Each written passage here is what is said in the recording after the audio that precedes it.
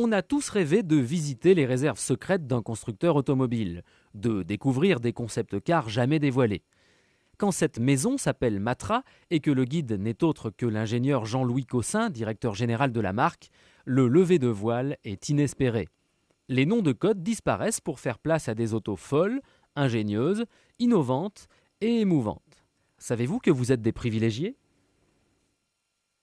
La P43, c'est un roadster qu'on a fait naître dans les années 90. C'était une époque où le roadster avait un peu disparu du marché pour des raisons diverses, législatives, sécurité. Et on s'était posé la question de le faire renaître, une voiture, un véhicule jeune, un véhicule à caractère sportif. On n'était pas le seul à avoir l'idée, puisqu'il y en a un qui nous a grillé sur la ligne d'arrivée, c'est le Mazda Miata qui est sorti avant nous, donc on a abandonné notre projet. Ah, la M25, c'est un véhicule pour lequel on a décidé de fêter les 25 ans d'anniversaire de Matra Auto. On l'a donc fait en 1989. L'idée de base, c'était de raconter une autre histoire au niveau des voitures de sport. Au lieu de faire une course à la puissance, on a dit on va rester mesuré au niveau de la puissance. C'est un véhicule qui faisait 200 chevaux. Par contre, on va jouer la carte du poids. Et le véhicule en ordre de marche faisait 650 kg, ce qui donnait un véhicule d'accélération tout à fait sympathique. Le seul regret que j'ai eu, c'est de ne pas pouvoir la fabriquer en série, pour des raisons essentiellement économiques et de marché. L'Automoto 1, en réalité, est un concept qui date de 1982. On s'était posé la question déjà à l'époque du retour au véhicule simple, c'est-à-dire purement élémentaire, pour se déplacer d'un point A à un point B, léger, simple, économique, et pouvant intéresser l'ensemble de la famille. Et ça s'est fait dans le cadre de la législation de l'époque, qui ne permettait pas ce qui est possible de faire aujourd'hui, ce qui fait que c'est un concept qui est toujours un concept d'actualité, d'apporter une autre alternative au transport urbain, périurbain. La Zoom électrique, en réalité, c'était le programme P50 chez Matra. C'est un véhicule qu'on a présenté en 1992 au Mondial de l'Automobile. Ça faisait partie, c'était une des réflexions. Matra travaille sur la voiture électrique depuis 1988. Et ce véhicule-là était le troisième véhicule qui étudiait Matra, ou la troisième préétude de Matra. C'était montré qu'on peut faire autre chose qu'une voiture électrifiée. C'est-à-dire souvent les voitures ont été non pas présentées comme voitures électriques, étaient des véhicules électrifiés, puisque c'était des véhicules d'origine thermique, dans lesquels on enlevait le moteur, le réservoir d'essence, et puis à la place on mettait un moteur, des batteries.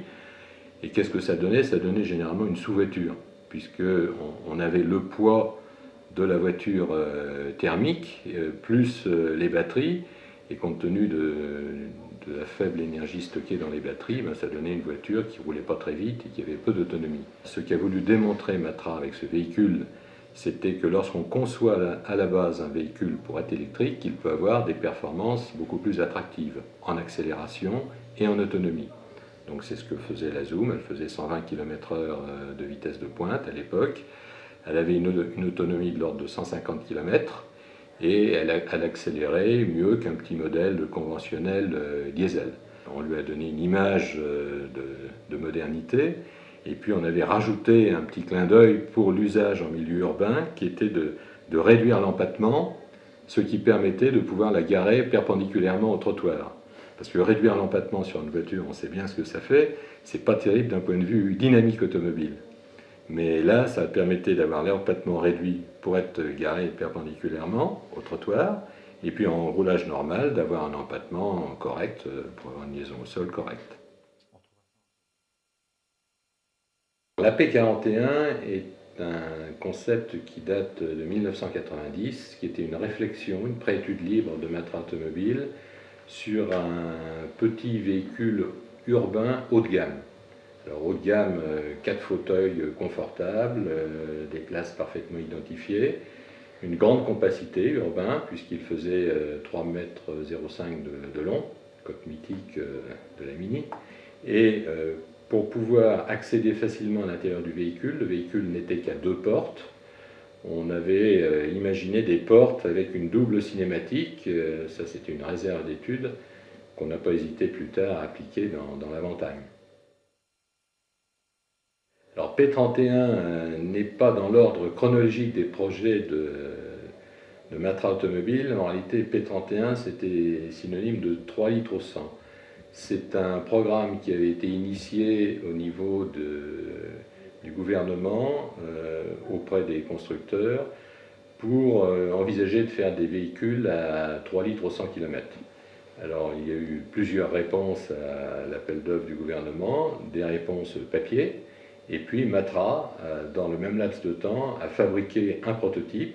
Il l'a homologué à l'UTAC, donc c'était une forme relativement très aérodynamique en goutte d'eau, avec une mécanique de série qui avait été modifiée par Matra de manière à réduire la consommation spécifique, et c'est un véhicule 4 places.